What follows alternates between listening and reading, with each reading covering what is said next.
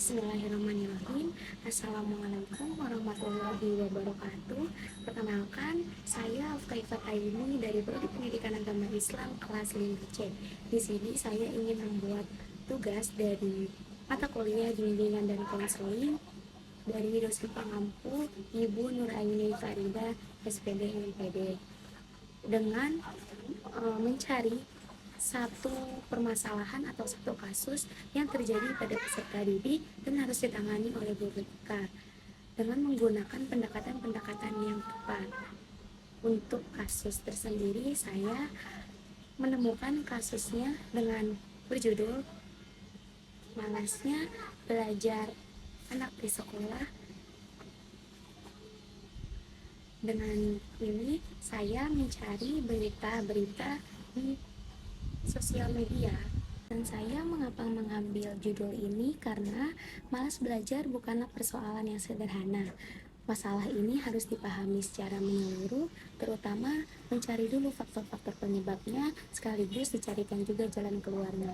Karena malas belajar khususnya pada anak-anak ataupun remaja itu tidak bisa dibiarkan loh, karena nanti anak tersebut akan memiliki dampak yang amat sangat serius, dan dampak yang paling fatalnya itu adalah anak tersebut tidak memiliki minat sama sekali untuk belajar dan lebih memilih kehidupan yang tidak sehat, misalnya menjalani pergaulan bebas, narkoba, dan juga menganggur. Itu sangat amat tidak baik loh. Dan untuk selanjutnya, dari kasus permasalahan yang sudah saya ambil dengan judul malasnya peserta didik belajar di sekolah ini dengan menggunakan pendekatan preventif. Kenapa saya mengambil pendekatan preventif? Karena pendekatan ini pendekatan yang paling tepat untuk menangani permasalahan pada siswa tersebut. Dengan pendekatan preventif ini fokus pada pencegahan masalah sebelum menjadi masalah yang lebih serius.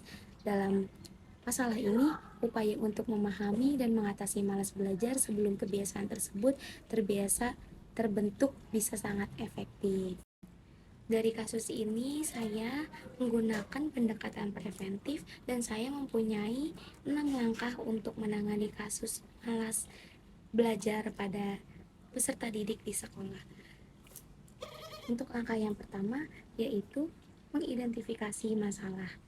Kita sebagai guru BK sedang menangani klien yang sedang malas belajar di sekolah, yaitu dengan lakukan observasi dan diskusi untuk memahami penyebab kemalasan, seperti masalah pribadi, lingkungan, atau motivasi belajar. Lalu, langkah yang kedua yaitu edukasi motivasi, yang mana kita sebagai BK ini memberikan penyuluhan tentang pentingnya belajar dan dampak positif dari usaha dalam mencapai tujuan hidup peserta didik. Yang ketiga, pendekatan personal. Kita sebagai guru BK melakukan konseling individual untuk membantu peserta didik yang sedang malas belajar di sekolah untuk menyadari potensi diri dan pentingnya sikap disiplin dalam belajar. Dan langkah yang keempat, peningkatan keterampilan belajar.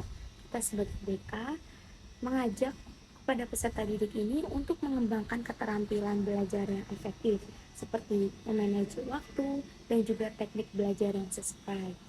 Dengan langkah yang kelima, libatkan guru dan juga orang tua.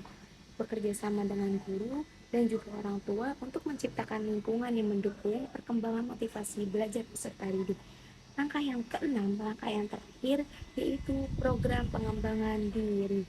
Adakan kegiatan positif yang dapat meningkatkan minat belajar peserta didik seperti workshop, pelatihan, atau seminar motivasi. Jadi, dari keenam langkah tersebut itu langkah yang sebaik untuk ditangani peserta didik yang sedang malas belajar di sekolah oleh guru BK melalui pendekatan preventif.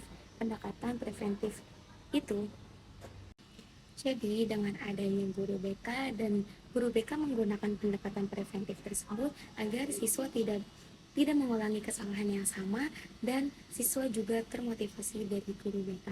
Mungkin untuk kasus yang telah saya paparkan dan juga pendekatan preventif yang sudah saya contohkan beberapa langkah, cukup sekian, kurang dan lebihnya mohon dimaafkan.